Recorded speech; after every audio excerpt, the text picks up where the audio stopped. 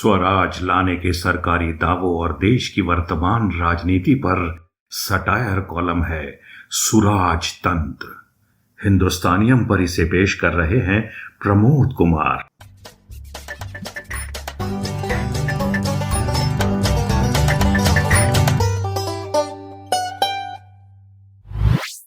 UP की राजनीति पर गहरी नजर रखने वाले एक तटस्थ राजनीतिक पर्यवेक्षक का कहना है कि प्रधानमंत्री नरेंद्र मोदी और यूपी के मुख्यमंत्री योगी आदित्यनाथ के बीच तनातनी के नाटक की पटकथा संग लिख रहा है। खबरों और सोशल मीडिया की पोस्ट के जरिए जो सनसनी फैलाई जा रही है, जो दिखवाया जा रहा है, सुनाई दे रहा है, वह सच नहीं है। वह सब संघ के डायरेक्शन पे हो रहा है और इस नाटक के जरिए भाजपा लोगों को भरमा रही है। प्रधानमंत्री नरेंद्र मोदी और प्रदेश के मुख्यमंत्री योगी आदित्यनाथ के बीच तनातनी के नित नए रमूज छोड़े जा रहे हैं कि लोग असली मुद्दों से हटकर भ्रम में रहें।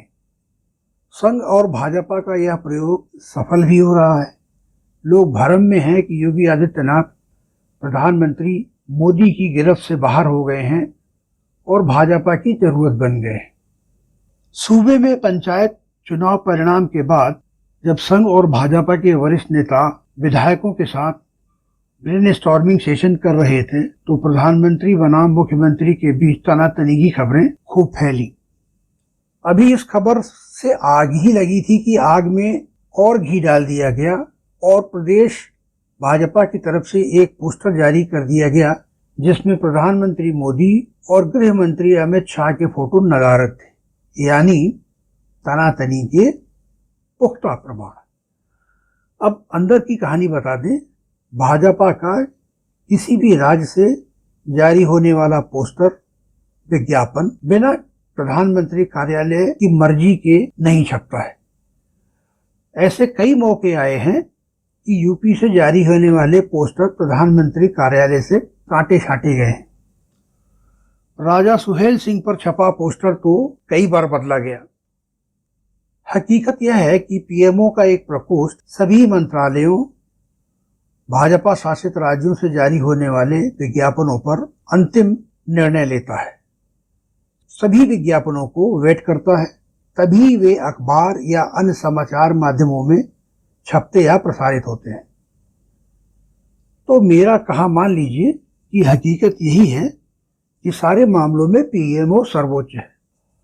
अच्छा, मान लीजिए इस खबर में अगर सच्चाई होती कि विधायक योगी से नाराज हैं, तो कितनी देर लगती कि अमित शाह के कहने पर सभी विधायक योगी के खिलाफ एक अविश्वास प्रस्ताव पर दस्तखत कर देते और हाईकमान योगी की जगह नया नेता चुनवा लेता। पर ऐसा नहीं हुआ। अब देखिए ना, योगी जी दिल्ली आए तो खबर नवीसों ने क्या क्या खबरें नहीं सुना दिखा दी, मानो मोदी जी या अमित शाह ने ही उन्हें ब्रीफ किया हो। हाँ, दिल्ली दरबार से मुलाकात में यह जरूर तय हो गया कि विधानसभा चुनाव अमित शाह की सरपरस्ती में लड़ा जाएगा। योगी जी सूबे में नेतृत्व करेंगे। योगी जी दिल्ली दरबार से आजादी मांग ले आए कि कैबिनेट और आयोगों की खाली जगहों पर यह जरूरी नहीं है कि अरविंद शर्मा या जितिन प्रसाद को ही मंत्री बना दिया जाएगा। जितिन प्रसाद को ब्राह्मणों का नेता बताकर पार्टी में शामिल कराने पर योगी की नाराजगी के चलते उनको शायद यह छूट मिली है कि वे विधानसभा के लिए पार्टी प्रत्याशियों के चयन पर अंतिम निर्णय ले सकते हैं। प्रधानमंत्री, गृह मंत्री समेत भाजपा को अपनी बात बताने और उनसे दिशा निर्देश लेने के बीच हाईकमान ने प्रदेश संगठन को भी यह कह दिया है वह योगी को विश्वास में लेकर ही चलें, यानी योगी आदित्यनाथ एक तरह से विजेता बनकर दिल्ली से लखनऊ लौटे हैं। दरअसल सही तस्वीर का एक पहलू यह भी है कि संघ की रणनीति पर भाजपा हाईकमान योगी आदित्यनाथ को और मजबूत करना चाहता है। योगी को क्यों मजबूत करना चाहता है, इसके पीछे कारण है योगी सरकार के पास चुनाव में जाने के लिए ठोस उपलब्धियां नहीं है। भाकपा के नेता अतुल कुमार अंजान का कहना है, कोई अचीवमेंट नहीं, खाली यही दुनिया भर है, गंगा गंगा के ऊपर बहती हुई लाशें, यही उनका अचीवमेंट है। और बाकी अचीवमेंट कुछ नहीं है। बाकी ये है कि उनका अचीवमेंट है जिसमें वो बुरी तरह फेल हुए और उन्होंने पूरी कोशिश की further division in the society on the basis of religion, वो अब नहीं कर पाए। हाँ, एक अचीवमेंट वो है, यही है उनका, और कुछ। पिछली होली से पहले योगी सरकार ने अपनी 4 साल की उपलब्धियों पर एक मोटी बुकलेट छपवाई, पर उसका असर केवल एक ही दिन अखबारों में छपे विज्ञापनों तक सीमित रहा। चर्चा समाज के नीचे स्तर तक नहीं पहुंच सकी और उसके बाद सारी उपलब्धियों पर कोविड ने पानी फेर दिया।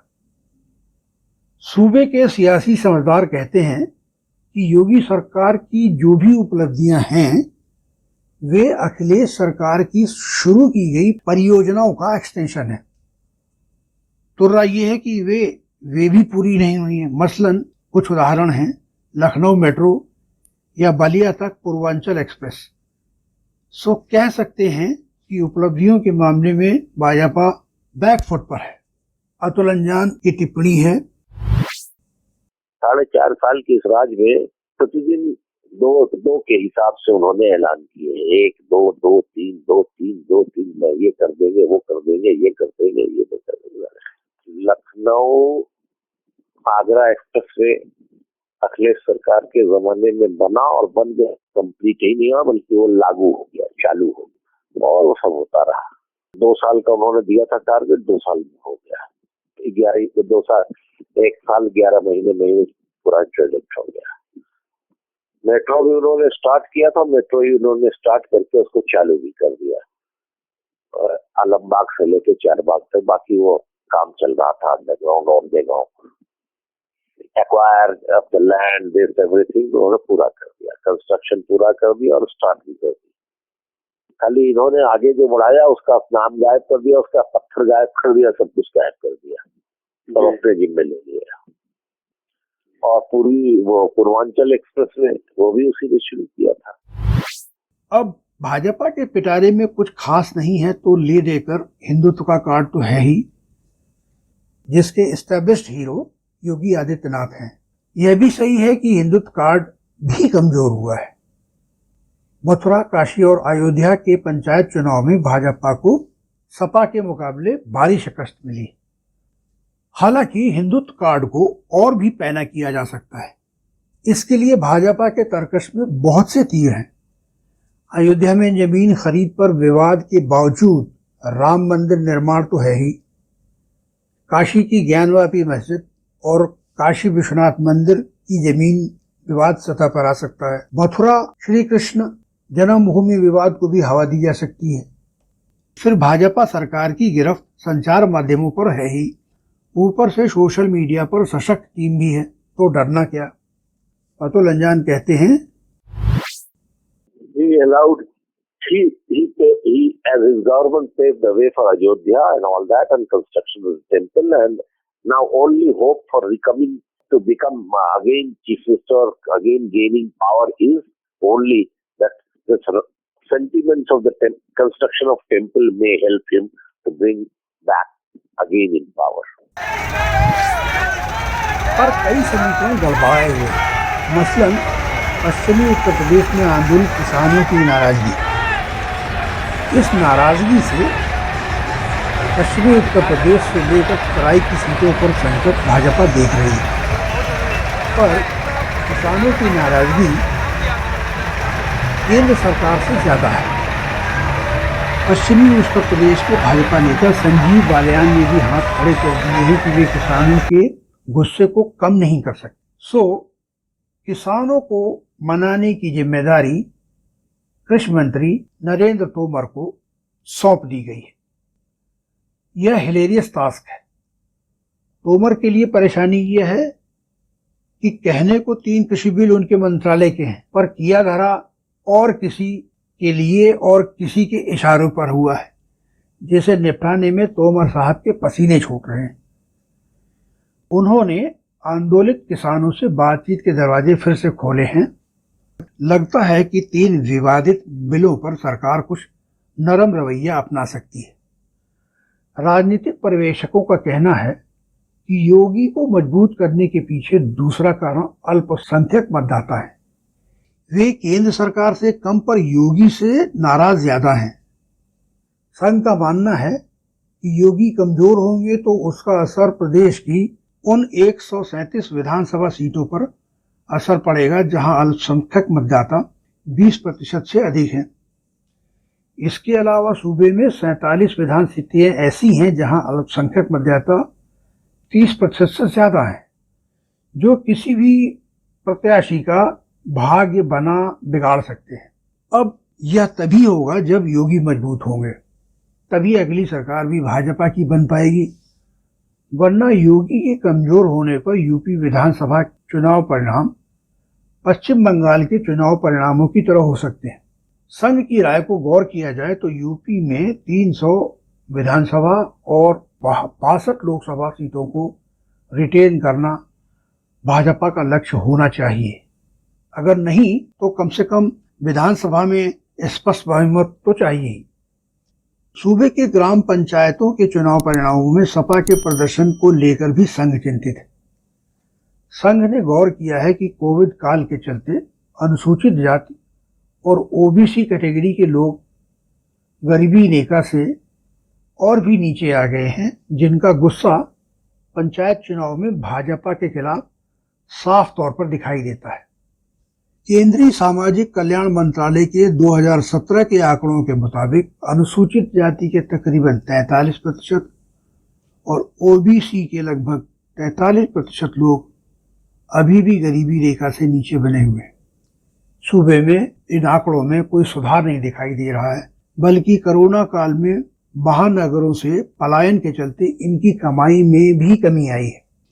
आलाकमान यह जानता है अगर इन कारणों से विधानसभा चुनाव में बिसात बिगड़ती है तो लोकसभा चुनाव पर भी प्रतिकूल प्रभाव पड़ने की पूरी आशंका रहेगी। सो योगी का मजबूत रहना जरूरी है। सुनने में आ रहा है कि आलाकमान से योगी को निर्देश मिला है कि वे अपनी कार्य करने की शैली बदलें, आगामी 7 महीनों में विकास की गति में तेजी दिखाएं, विधायकों के काम करें ताकि जमीन पर विकास दिखाई दे। हो सकता है कि इस मध्यमार्गी अप्रोच में दबे पांव मंत्रिमंडल का सांकेतिक विस्तार भी हो जाए, जिसमें अरविंद शर्मा और जितिन प्रसाद ना हो, पर विधायकों की सुनवाई शुरू हो जाए और विकास का पहिया वाकई अगली छमाही में तेजी से घूमने लगे, ताकि समाज का आखिरी व्यक्ति लाभान्वित हो सके। संघ की सोच है कि भाजपा का शासन विस्तार जितना हो चुका वो हो चुका, इससे ज्यादा विजय पताका नहीं फहराई जा सकती। लिहाजा अब समय का तकाजा यही है कि जो हासिल कर लिया है उसे ही रिटेन किया जाए। सारी शक्ति इसी में लगाई जानी चाहिए ताकि सूबे में 300 नहीं तो कम से कम स्पष्ट बहुमत तो मिल सके और 62 लोकसभा सीटों को भी रिटेन करने का लक्ष्य पूरा किया जा सके। यह तभी होगा जब योगी मजबूत होंगे, तभी अगली सरकार भाजपा की बन पाएगी, वरना योगी के कमजोर होने पर यूपी के विधानसभा के चुनाव परिणाम पश्चिम बंगाल के चुनाव परिणाम की तरह हो सकते हैं, जो भाजपा या संघ नहीं चाहता है। सो यह तय किया गया है कि बाकी बचे 7 महीनों में पेंडिंग समस्याओं को केंद्र और राज्य सरकार मिलकर संभालेगी। विगत 7 जून को प्रधानमंत्री की लोगों को दीपावली तक मुफ्त खाद्यान्न दिए जाने की घोषणा को इसी क्रम से जोड़कर देखा जा सकता है। संकेत यह भी हैं कि प्रधानमंत्री की तरफ से जन धन योजना या अन्य वित्तीय सहायताओं के कार्यक्रमों को यूपी में तेजी और प्रभावी ढंग से लागू किया जा सकता है। फिर यूपी के चुनाव में मोदी जी ही तो स्टार प्रचारक होंगे, यानी योगी मोदी की जुगल जोड़ी के संयुक्त प्रयास, संघ की अपनी कार्यशैली और रणनीति से यूपी का अगला विधानसभा चुनाव लड़ा जाएगा, ताकि 306 न सही पर स्पष्ट बहुमत के करीब विधानसभा सीटें लाई जा सके।